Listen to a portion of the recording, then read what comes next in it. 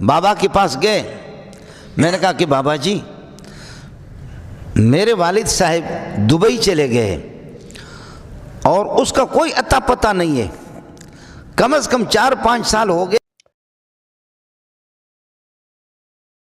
اللہ پاک عرب کو جزائے خیر دے۔ آپ نے مسجد نبوی میں دیکھا ہوگا ہمارے مولوی بھی کچے ہوتے ہیں، اجمی ہے بس۔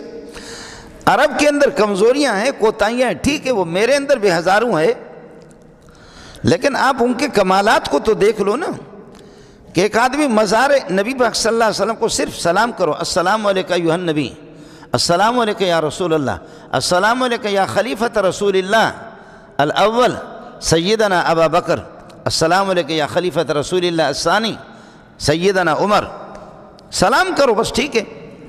السلام علیکم یا اہل القبور یغفر اللہ لنا ولکم انتم سلفنا ونحن لاحقون بالاثر، آپ ہم سے پہلے چلے گئے، اے قبر والے اللہ تمہیں سلامتی عطا کرے، ہم تمہارے پیچھے آ رہے ہیں۔ اب قبر والے واپس نہیں آئیں گے، ہم جائیں گے۔ وحرام علی قریۃ اہلکناھا انہم لا یرجعون، جو گئے وہ واپس نہیں آئیں گے، ہم انشاءاللہ جائیں گے۔ کہ اللہ تعالیٰ عرب کو جزائے خیر دے کہ جب ہم حضرت اقدس صلی اللہ علیہ وسلم کے مزار کے پاس چلے جاتے، سلام کرو، ابو بکر کے مزار پہ، عمر کے مزار پہ، بزرگوں کے مزار پہ قل ہو اللہ پڑھو، سورہ فاتح پڑھو، آیت الکرسی پڑھو، یاسین پڑھ کر کے ان کو ایصال ثواب کرو، اور یہ کہہ دو کہ آپ اللہ کی بارگاہ میں اللہ کی جواری رحمت میں چلے گئے، ہم آپ کے پیچھے آئیں گے۔ اور پاک پروردگار نے جس طریقے پر آپ کو جو ہے نا شریعت پہ چلایا، آپ کو نیک نامی عطا فرمائی، اس خدا سے دعا ہے کہ اللہ پاک آپ کے نقش قدم پر ہمیں چلائے۔ اتنی سی بات تو ہو، باقی یہ کہ مجھے بچہ دے دو اور بچی دے دو، میرے یہ کہ رزق میں کشادگی پیدا کر دو، میرا مسئلہ حل کر دو، فلانا مسئلہ حل کر دو، اس سے پتہ کرو کہ آپ اپنے مسائل کس سے حل کراتے تھے، وہ اللہ سے حل کریں۔ اس لیے عرب لوگ جب کہتے ہیں یا رسول اللہ مجھے بچہ دے دے، یا رسول اللہ میں بیمار ہوں مجھے ٹھیک کر دے، پکڑ کر کے ہاتھ اس کو کہتے دفع ہو جا، قبلے کی طرف دیکھ۔ محمد رسول اللہ خود قبلے کی طرف رخ کر کے مانگتے تھے اللہ سے۔ ماشاءاللہ اس بارے میں تو سلام ہے عربوں کو، اس بارے میں سلام۔ ہمارے بعض پیر اور بعض کچے مولوی جا کر کے پتہ نہیں کیسے کیا نہیں کرتے۔ یہ جو فال نکالتے ہیں نا، یہ جو آپ نے دیکھا کہ بعض قسمت بتاتے ہیں، تو ہم لوگ مولوی آپس میں لڑ پڑے، کہتے ہیں یار ایک بڈھا ہے وہ خوب جانتا ہے، سب کچھ جانتا ہے۔ لوگوں کا دماغ خراب ہے، فال نکالتا بتاتا آپ کی قسمت کیسی ہے، آپ کے دشمن کتنے ہیں، آپ کے فلاں کون ہیں۔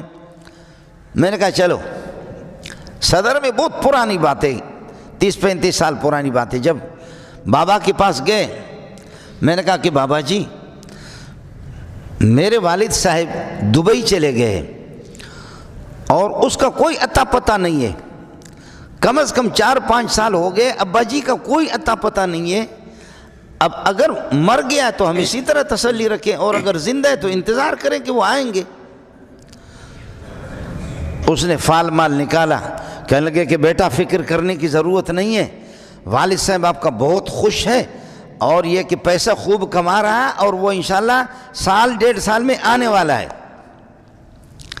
میں نے ساتھیوں سے کہا کہ اب دیکھ لو کیسے ماشاءاللہ جانتا ہے، میرے ابا کو 55 سال ہو گئے کہ پہلے انتقال ہو چکا۔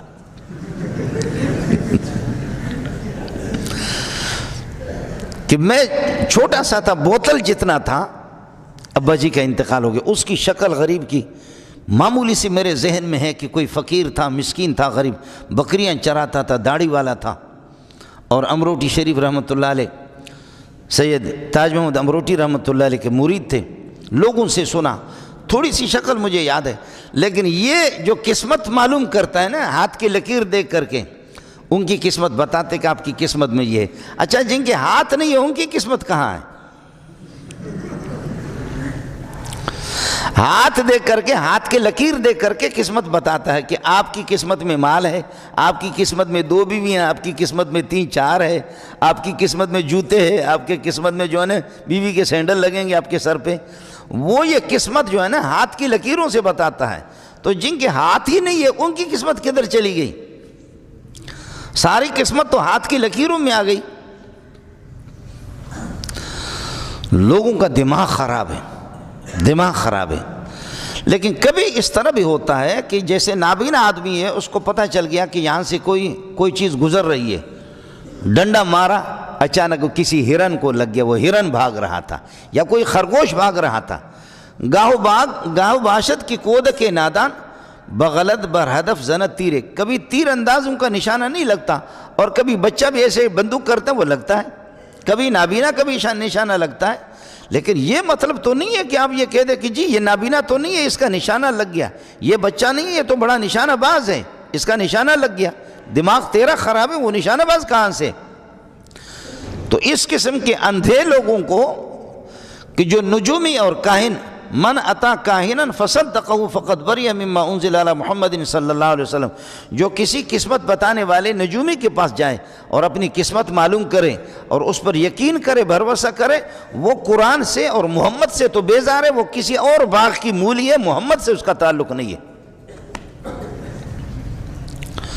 من اتا کاہنا فصدقہ فقد بری مما انزل علی محمد صلی اللہ علیہ وسلم، ما انزل علی محمد رسول اللہ پر یہ نازل ہو گیا ہے، تو اس سے بھی بیزار ہے، محمد رسول اللہ کی پوری شریعت سے بیزار ہے، وہ یہ کوئی الگ مخلوق ہے، محمد سے اس کا کوئی تعلق نہیں ہوگا، جو اپنی قسمتیں جا کر کے معلوم کرے۔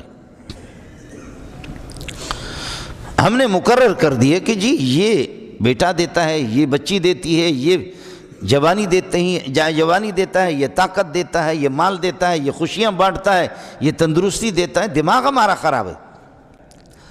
اِنَّا أَرْسَلْنَا نُوحًا إِلَىٰ قَوْمِهِ أَنْ أَنذِرْ قَوْمَكَ مِن قَبْلِ أَن يَأْتِيَهُمْ عَذَابٌ أَلِيمٌ۔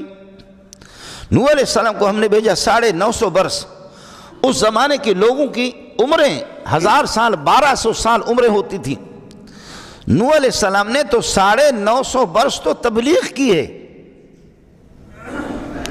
جیسے جیسے قیامت قریب آتی جائے گی لوگوں کی عمریں گھٹتی جائیں گے۔ صحابہ میں 120 سال والے بھی ہیں، 120 سال 110 سال، علماء میں بعض علماء اس قسم کے گزرے، پرانے علماء میں کہ 200 سال انہوں نے زندگی پائی، 300 سال۔ لیکن جیسے جیسے جیسے جیسے قیامت قریب آتی جائے گی لوگوں کی عمریں گھٹتی جائیں گی۔ آدم علیہ السلام نے پتہ نہیں کتنے ہزاروں سال آدم علیہ السلام نے، آدم علیہ السلام کے بعد اس طرح لوگوں کی عمریں لمبی ہوتی تھیں، یہ قوم عاد اور قوم سمود۔ اچھا، ایک تو عمریں لمبی ہوں گی، عمریں لمبی ہوتی تھی، دوسرا قد اتنا ہوتا تھا۔ یہ آپ دیکھ رہے ہیں، یہ میرے کوہنی سے لے کر کے، یہ کوہنی سے لے کر کے یہ پورا ہاتھ، اس کو عرب لوگ کہتے زرہ، اس کو کہتے زرہ۔ ایک آدمی 60 زرہ کا ہوتا تھا، آدم علیہ السلام خود 60 زرہ کا۔